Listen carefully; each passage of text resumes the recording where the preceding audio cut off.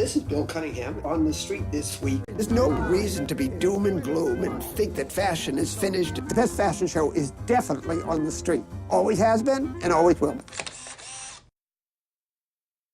For the past 29 years, one man has dedicated his life to watching movies, with the single goal of separating the masterpieces from the disaster pieces. That man is Richard Crouse.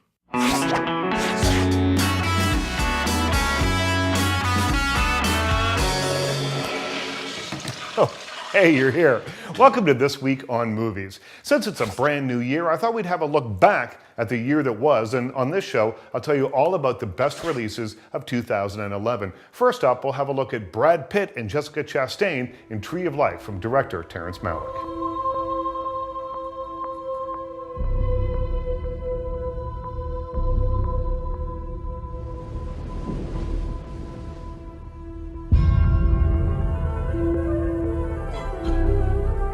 Tree of Life was one of my favorite movies of 2011, even though I don't completely understand it. It's a coming-of-age story, or I guess more rightly put, it's a coming-of-ages story. It starts in America in the 1950s, rewinds back to the beginning of the universe, and then fast-forwards back to the 50s, and then forward into present day. From director Terrence Malick, you have this willfully obscure but beautiful vision of humankind. And 6. There. And now you can all get out. How very thoughtful you are, Piglet. Oh, good grief. Tie them together, Piglet. Can you tie a knot? Another one of my favorite movies from 2011 might be a little unexpected. It's Winnie the Pooh from Walt Disney. Now, what they've done here is sort of reboot the whole Winnie the Pooh franchise, but they've done it in the most clever way. They've kept the nostalgic charm of the original cartoons that we all grew up loving, but they've modernized it for younger eyes who are used to a little snappier pace in their children's entertainment. But this isn't just for kids. The beautiful animation, the lovely story about what else, Pooh's search for honey, I think will captivate audiences of all ages. Knowledge of knowledge. Which movie first used the now famous Wilhelm scream? Distant Drums in 1951. Since then, it's become the most famous scream in the movies. What was Princess Diana's favorite movie? Princess Diana's favorite movie was Rain Man. Rain Man? That's it. You're an autistic savant. It was on the real one? Are you kidding me? Oh my God, it's great. Hey, buddy. How you doing? I'm good. I'm so much more relaxed. Thank you, Helen. I just feel like I'm excited and I feel relaxed and I'm ready to party with the best of them. Because we're doing a Best of 2011 show this week, we don't have to go way back into the vault to find a movie that you really should have a look at. This week, it's Bridesmaids.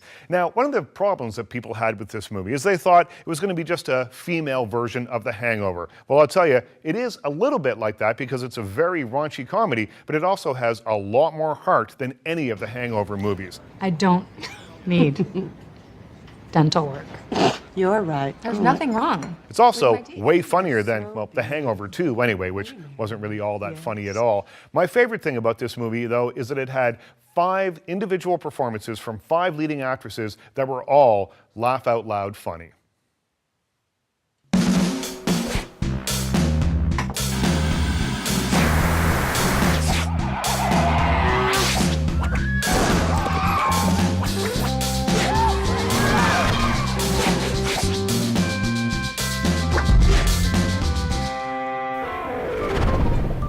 Hello and welcome to Celebrity Picks. I'm here today with Lee Black Childers, photographer.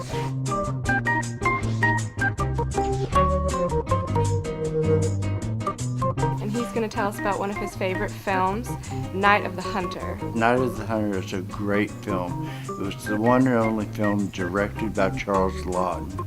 You have to see the movie. It's a dark, dark, dark movie. It's film noir. Robert Mitchum was the villain who had hate and love tattooed on the knuckles of his fingers. Then Lillian Gish, the greatest movie star of them all, comes into the movie as well with a rifle across her. It's just, I don't know how to describe it. It's the darkest movie. And it has a happy ending, but boy, you have to wait for it and get it right away, because you will not be disappointed. It's a fabulous movie.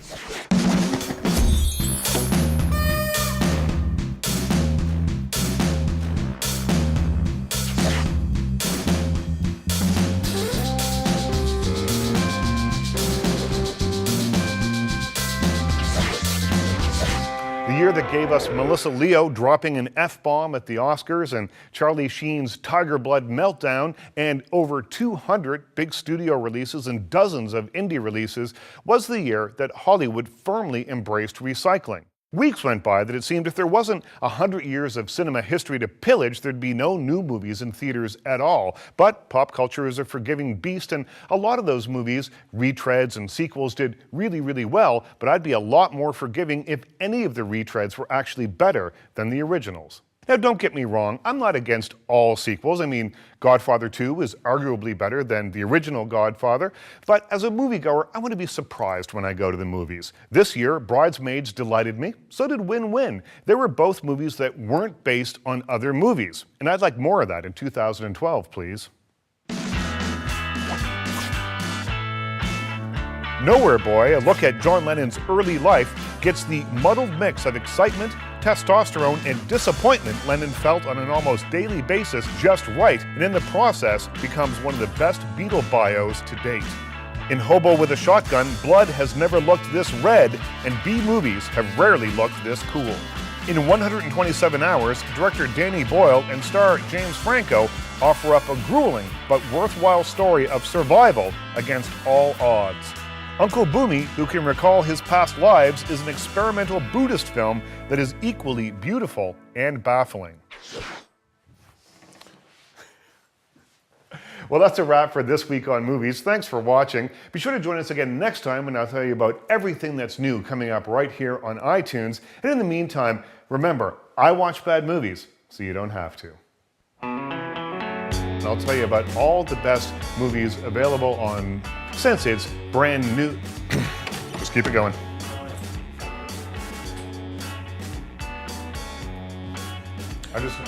Just keep it going. You have just watched This Week on Movies, starring Richard Crouse. Guests of This Week on Movies stay at friends' houses because there is no budget to put them up at a hotel.